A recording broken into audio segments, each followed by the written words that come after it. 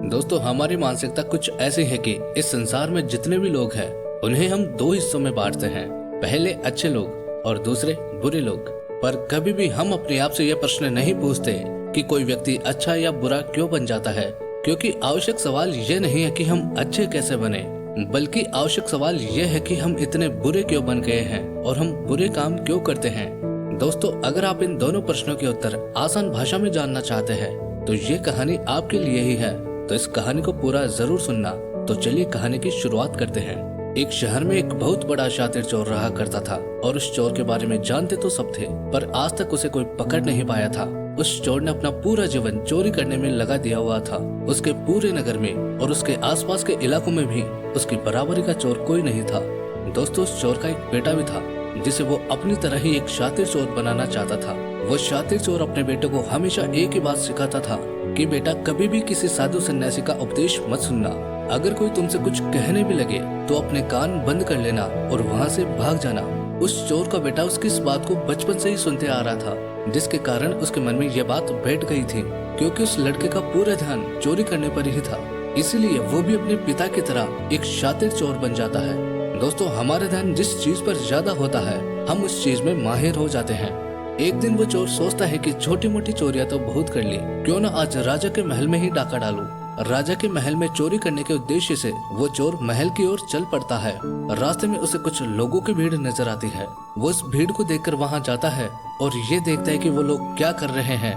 जब वो चोर भीड़ के करीब जाता है तो वो देखता है कि सभी लोग एक एक करके एक सन्यासी के चरणों में गिरकर उनका आशीर्वाद ले रहे हैं।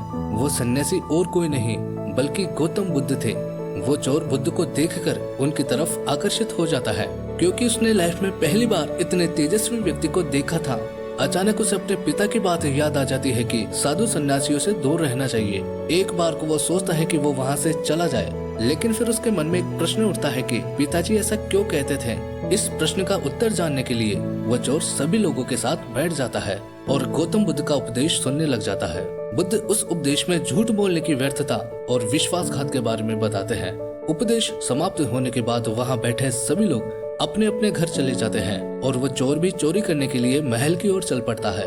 रास्ते में चलते हुए चोर अपने मन में सोचता है कि क्यों ना आज उपदेश में कही हुई बातों को मानकर ही देख लिया जाए। उसके बाद वो चोर महल की दीवार पर से कूदकर जाने के बजाय महल के द्वार से ही अंदर जाने लग जाता है। ऐसा करते देख महल का द्वारपाल उसे रोकता है और उससे पूछता है कि कौन हो भाई, कहाँ जा रहे हो। वो चोर द्वारपाल से कहता है कि मैं एक चोर हूँ और अंदर चोरी करने के लिए जा रहा हूँ। उस चोर की बात सुन द्वारपाल सोचता है कि महल का कोई एक नौकर होगा जो मुझसे मजाक कर रहा है। वैसे भी कोई चोर अपने आप को कभी भी चोर नहीं बताता है और वो द्वारपाल उस चोर को महल के अंदर जाने के लिए प्रवेश करने दे देता है। महल में प्रवेश करने के बाद वो चोर उस तिजोरी तक पहुंच जाता है जहां पर खजाना रखा हुआ था। वो चोर उस तिजोरी को तोड़कर बहुत सारा धन अपने पोटले में भर लेता है और जैसे ही धन लेकर वो चोर वहाँ से जाने लगता है तो उसे रसोई नजर आती है। महल के सभी लोग सो रहे थे, इसीलिए रसोई में उस समय कोई भी नहीं था और उस चोर को बहुत जोर से भूख लगी हुई थी। इसलिए वो चोर रसोई में जाता है और पेट भर के खाना खाता है। भोजन करके वो चोर वहाँ से जाने लगता है। तभी अचानक उसे बुद्ध की दूसरी बात याद आ जाती है कि जिसका हमने नमक खाया है हमें कभी भी उसके साथ विश्वासघात नहीं करना चाहिए। वो चोर मन ही मन सोचता है कि मैंने इन राजमहल वालों का नमक खाया हुआ है और अगर मैं इनके धन को चोरी करके ले जाऊंगा तो ये विश्वासघात होगा। इसलिए वो चोर उस धन को रसोई में ही छोड़कर जाने लग जाता है। ऐसा करते हुए उसे महल का एक आदमी देख लेता है और वो शोर मचा देता है कि महल में चोर घुस गया है।